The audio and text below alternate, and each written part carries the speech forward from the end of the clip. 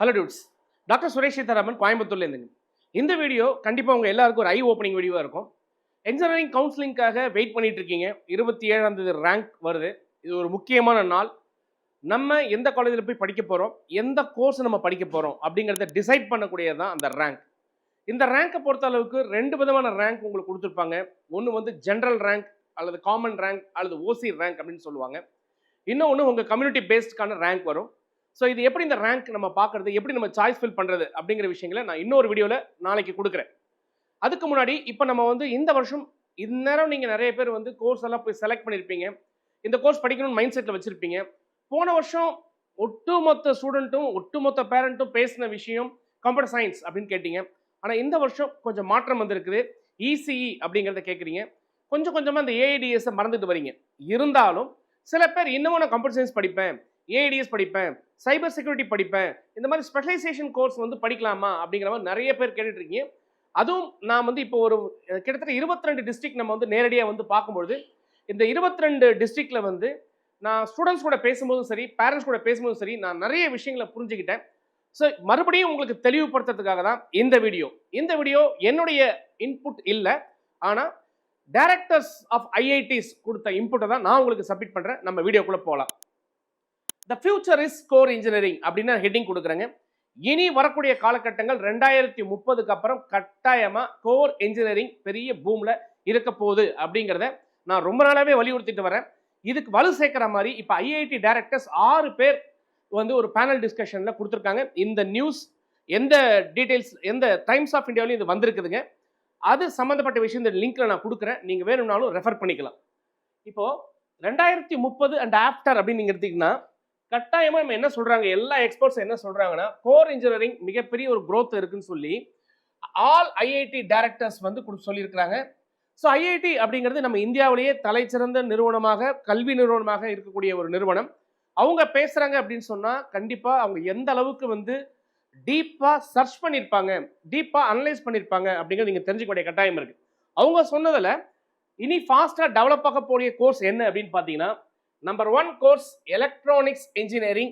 நம்ம எல்லாருமே அது இசிஇ அப்படின்னு சொல்லிக்கிட்டு இருக்கோம். இசிஇ ஆர் எலக்ட்ரானிக்ஸ் இன்ஜினியரிங் இது ஒரு best கோர்ஸுங்க.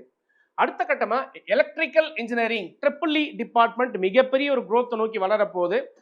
So infrastructure development, smart grid, battery, e vehicle technology, hydrogen vehicles, drone technology, space technology, இந்த மாதிரி எல்லா இடத்துலையும் யூஸ் பண்ண போகிற 2 முக்கியமான டிபார்ட்மெண்ட் தான் இந்த electrical and electronics engineering, electronics and communication இன்ஜினியரிங்கும் சொல்லியிருக்காங்க. அடுத்த கட்டமாக நீங்கள் எல்லாரும் ஆச்சரியப்படுவீங்க. ஆச்சரியப்படுறதுக்கு ஒன்றுமே இல்லை.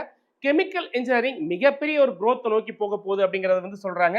ஸோ கெமிக்கல் அப்படின்னு நீங்கள் திங்க் பண்ணும்போது கூடவே பெட்ரோ கெமிக்கல், பெட்ரோ டெக்னாலஜி அப்படிங்கிறதும் இந்தியாவுடைய வரப்போகிற பொருளாதாரத்தையே நிர்ணயிக்க போகிற ஒரு டிபார்ட்மெண்ட்டாக இருக்க போகுது அப்படின்னு சொன்னால் அது சம்மந்தப்பட்ட இன்னொரு வீடியோ கொடுத்துருக்கேன். அந்த வீடியோ நீங்கள் பாருங்கள். இதை நான் சொல்லலைங்க, நம்ம சென்ட்ரல் கவர்மெண்ட்டில் நம்ம சென்ட்ரல் மினிஸ்டர் சொன்ன ஒரு டாக்குமெண்டல் ப்ரூஃபோட நான் கொடுத்துருக்கிறேன்.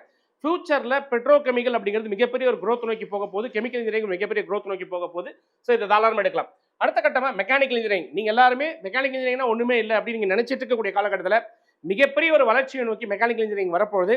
இண்டஸ்ட்ரியல் ஆட்டோமேஷன் அப்படிங்கிறதுக்கு நம்ம என்ட்ராக போகிறோம். ஸோ மெக்கானிக்கல் இன்ஜினியரிங் ஒரு மிகப்பெரிய ஒரு மாற்றத்தோடு உங்ககிட்ட வரப்போகுது. ஸோ மெக்கானிக்கல் இன்ஜினியரிங் படிக்கலாமா சார், கேர்ள்ஸ் படிக்கலாமா சார்? தாராளமாக படிக்கலாம்.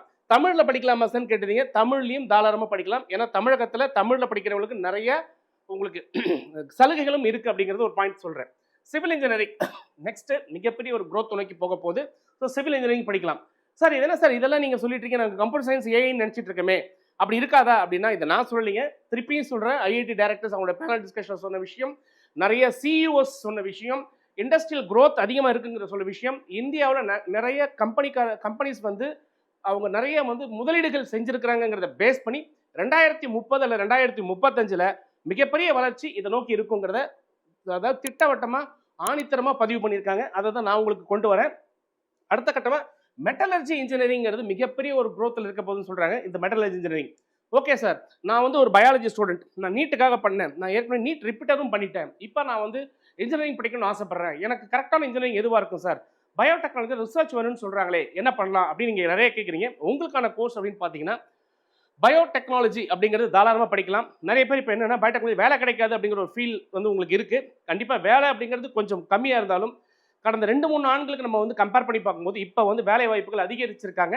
இந்த ரிசர்ச் ஓரியன்டான ஒரு சப்ஜெக்ட் அப்படிங்கிறதுனால இது ரொம்ப டீப் ரிசர்ச் திங்கிங் இருக்கிறவங்களுக்கு மிகப்பெரிய ஒரு ஆப்பர்ச்சுனிட்டி.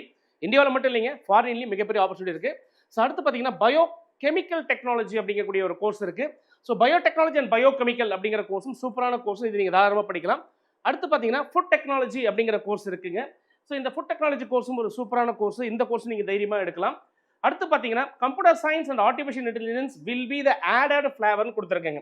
ஸோ இந்த பாயிண்ட்டை நீங்கள் எல்லாருமே கண்டிப்பாக அனலைஸ் பண்ணி தான் ஆகணும்.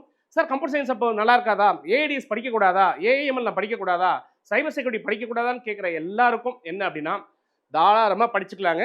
ஆனால் அது ஒரு ஆடடாக இருக்க போகிற ஃப்ளேவராக தான் இனிமேல் இருக்க போகுது. ஏன் அப்படின்னா இது எல்லா இன்ஜினியரிங்குள்ளேயும் கண்டிப்பாக இந்த கம்ப்யூட்டருடைய ஏஐயோடைய தாக்கம் வந்துடும்.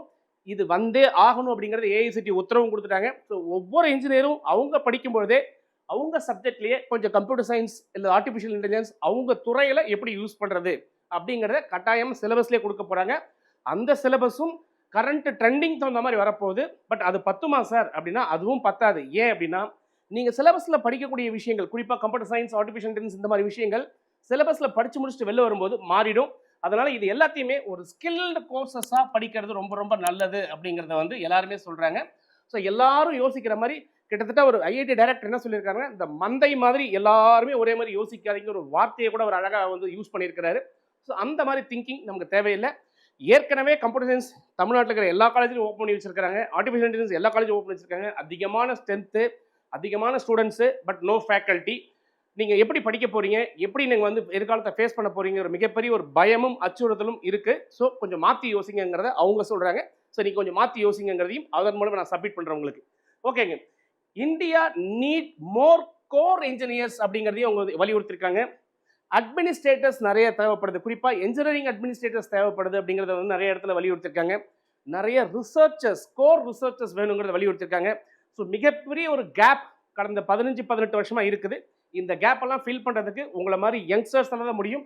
ஸோ கோர் இன்ஜினியரிங்கை தாராளமாக படிங்க. ஆனால் ஃபைனல் கன்க்ளூஷன் என்ன சொல்லியிருக்காங்க அப்படின்னு பார்த்தா core plus computer is a good decision அப்படின்னு சொல்லியிருக்காங்க. ஸோ தயவு செய்து நீங்கள் என்ன பண்ணலாம் அப்படின்னா கோர் ப்ளஸ் கம்ப்யூட்டர் இன்ஜினியரிங் அப்படிங்கிறத நீங்கள் யோசிச்சு இந்த தடவை நீங்கள் சாய்ஸ் ஃபில் பண்ணி நீங்கள் எடுத்தால் அடுத்த 4 வருஷம் நீங்கள் முடிச்சுட்டு வரும்போது 2030 மிகப்பெரிய ஒரு வரவேற்பு.